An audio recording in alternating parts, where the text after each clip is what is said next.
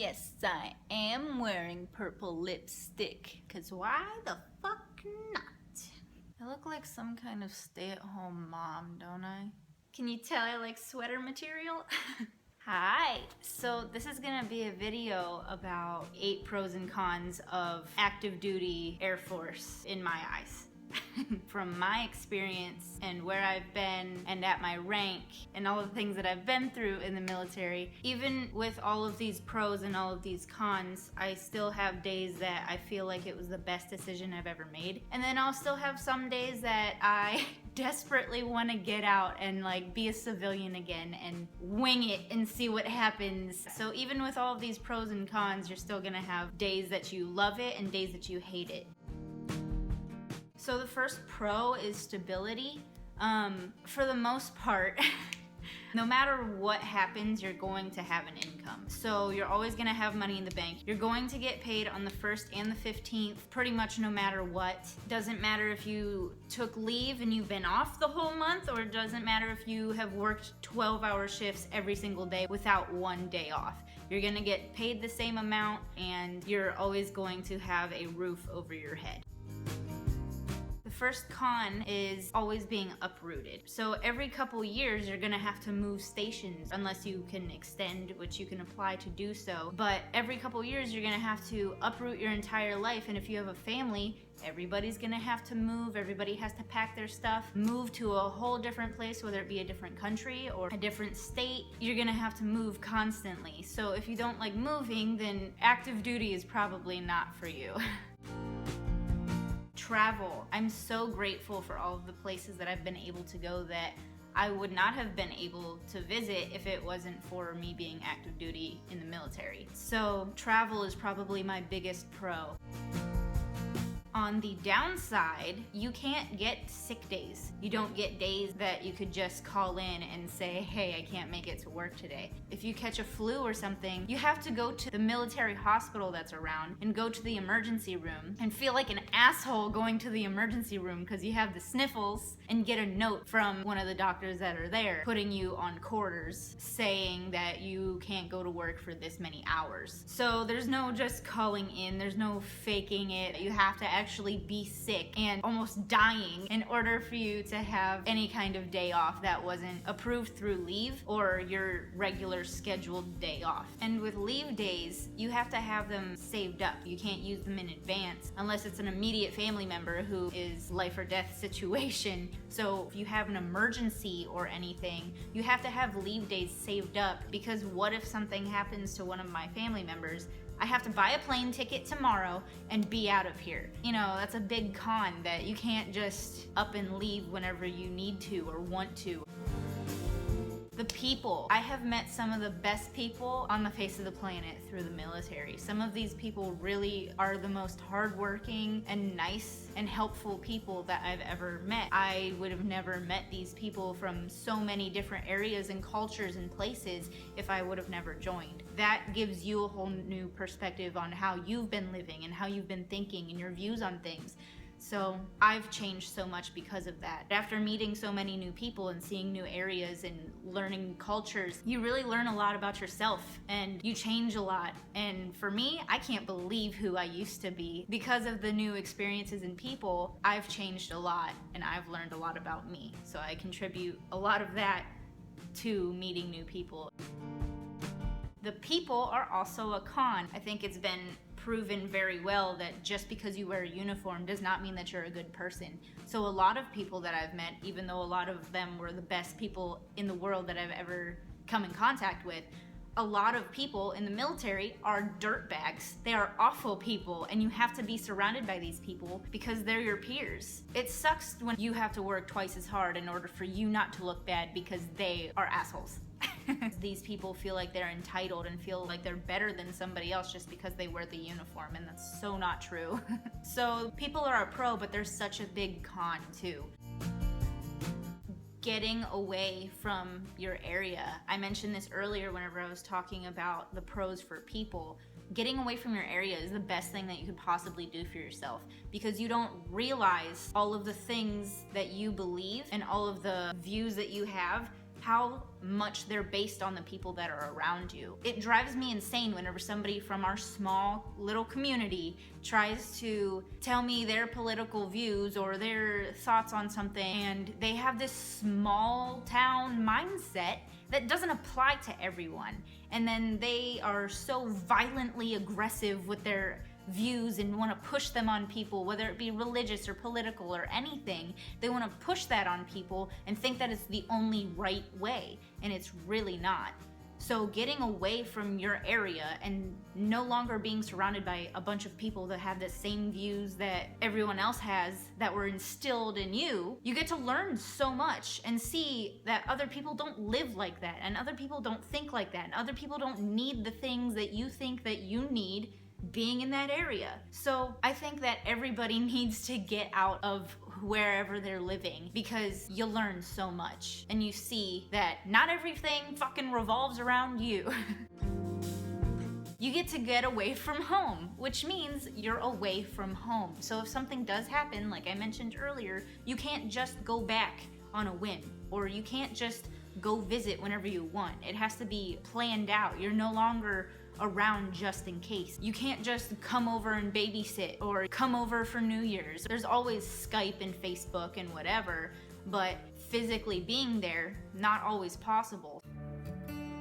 PT, physical training. So I think this is a pro, just because you're forced to be in good shape. You get in a lot of trouble if you fail a PT test. So if you are not in shape, then you risk your career basically. You kind of have to eat healthy. You can't have pizza every day. I wish you could, but you have to eat right. You have to exercise, and that's a pro because you should be doing that anyway. If you're forced to do it, then you're forced to be healthy. So, pro.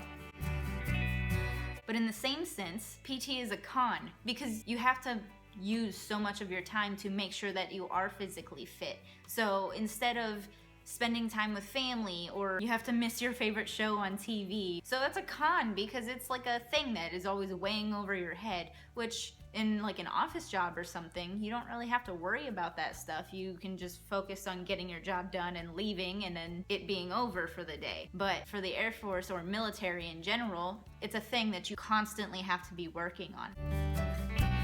Benefits. This is the main reason that I joined, because for how expensive insurance is, and if you have to have surgery, medical bills are ridiculous and everything. So as an active duty military member, I get surgeries, dental, ocular, anything. I get all of that for free. It's all included. So I don't have to worry if I fall and break my leg, or a couple weeks ago I got a concussion. I had to go to the emergency room. All of that is free. I don't have to worry about a medical bill or having to be off work and not making money, because that paycheck's always gonna come and I don't have to pay for that medical bill. And also with my breast reduction and my nose job, those are all paid for because it's a quality of life thing. My back hurts and I can't move, so we're gonna fix that. You can't breathe that well, we're gonna fix that, because that prohibits you from being the best military member that you can be. So if it's life, limb, eyesight, or quality of life, they will do a surgery or a procedure, and it's all free. On the downside to all of those awesome benefits, the doctors are not that great. There's a rumor that doctors from the outside in the civilian world will get sued for malpractice or something, and then they will join as an officer in the military, and then they are able to keep being a doctor and keep doing procedures even though they've had malpractice before. This is just a rumor, and I've only had one surgery, so I'll let you know for the future ones. I have a lot of trust in my new surgeon now for my breast reduction, so we'll see how that goes. But for my gallbladder, I kind of saw that, because a gallbladder removal surgery should only be a 2 to 4 week healing process, and for me, it took 5 months for me to be able to bend over again. So I don't know if it's just my body that took forever to heal, or if maybe the doctor who did it wasn't so great. But that's a thing that you risk, because they're not held to the same standards, I guess, as civilian doctors in a private practice. These are all rumors, so maybe that's fake. but that's a risk. Joining, you go into a specific career field that you sign up for. And most of these career fields you can use whenever you get out, and you can get a degree for free in that career field that you're in. Most of the credits are on the job training, so basically you have to take like 5 more classes and then you have a degree in your career field that you are working in. So if you wanted to, you could take that and you can use that job and that degree that you got in the military and use it in the outside world. For me, I am 3 classes away from having a degree in transportation. So when I get that, and if I got out, I would easily be able to apply for a job at an airport or somewhere that moves cargo, or pretty much anything involving planes and logistics. So that's kind of pretty dope because you get a degree for free. And on top of that, you can keep going in school and keep getting tuition assistance and keep getting your schooling for free. So that's why most people join, because they just want to be able to go to school and not have to pay millions of dollars back in student loan debt. It's kind of difficult, especially in a career field like mine that has multiple different sections that you will work for a year or 2 years at a time and then move to a different section. It's kind of difficult because every base is different. Everywhere that you go, they're gonna have different ways that they do things. Even though that there's a set standard on how to do things, not every base follows those, which they should be, and it blows my mind and it drives me insane whenever they don't, because I'm the kind of person that has to do everything the right way, perfectly. Every base does things differently, so you will never be the master at your job, which is my biggest problem, because I have to be the master. I have to be perfect. If my name is on something, it has to be flawless. And if it's not, because I learned something different from a different person or a different base, then I feel like I failed. So that is a big con. The last pro is the brotherhood deal that most military branches have. It's very much like a sports team. Everybody that is your rank or around your rank, everybody really cares and they get it whenever you say stuff, and everybody knows what you're talking about, and people will defend you and stick up for you. But they definitely try to make it feel like a sports team and feel like you're all in this together and stuff. So if you like that, then that's a pro for you. For me, it's a con, because I wanted to join the military. I didn't want to join a softball team and chant all day. So, pro for most people.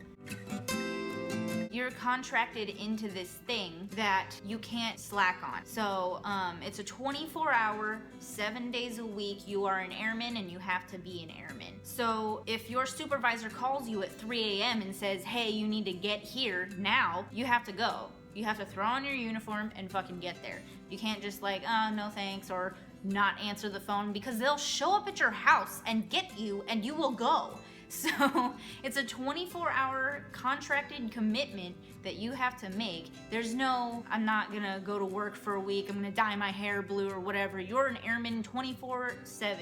So you basically lose a little bit of freedom and individuality, because you have to be this perfect example of what an airman should be. So if you go out to a bar one night and get in a fight, it's not gonna go unnoticed. Everyone in your command is going to know, and you're going to get in trouble for it. You can't just fuck up and go to work the next day and nobody know. Everyone will know, you will lose ranks, and it's not gonna be a fun time.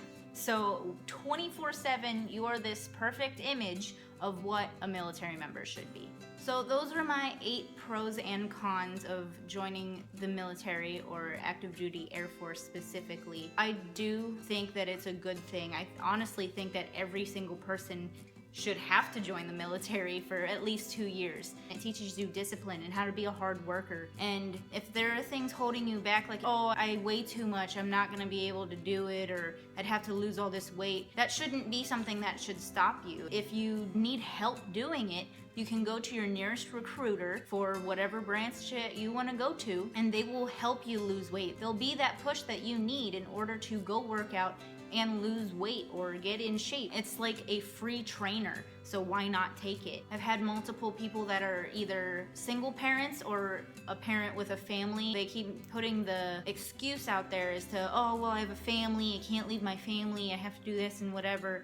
You get paid during basic training, so you'll be able to still provide a little bit of income to keep your family afloat while you're in basic training and in tech school. And if you're a single parent, honestly, I'm not quite sure how people do it, but I know multiple people that are single parents that came in as single parents, are still single parents, and they're making a very good life for themselves and their kids. So don't use your kids or your family as an excuse not to join. If you're barely floating and you are barely making any income and barely trying to make it by, go to a recruiter and ask what your first steps should be. I know multiple people personally who have done it. They've made the best choice that they possibly could for their family and making their lives much better by joining. My biggest piece of advice is make sure that you get the job that you want. If your job doesn't have any openings until next year, wait that whole year and get the job that you want. Because for me, I'm kind of miserable right now because my recruiter lied to me, which sometimes they do because they have to meet a quota. My recruiter told me that I got aerospace propulsion, that I'm going to be a mechanic working on jet engines.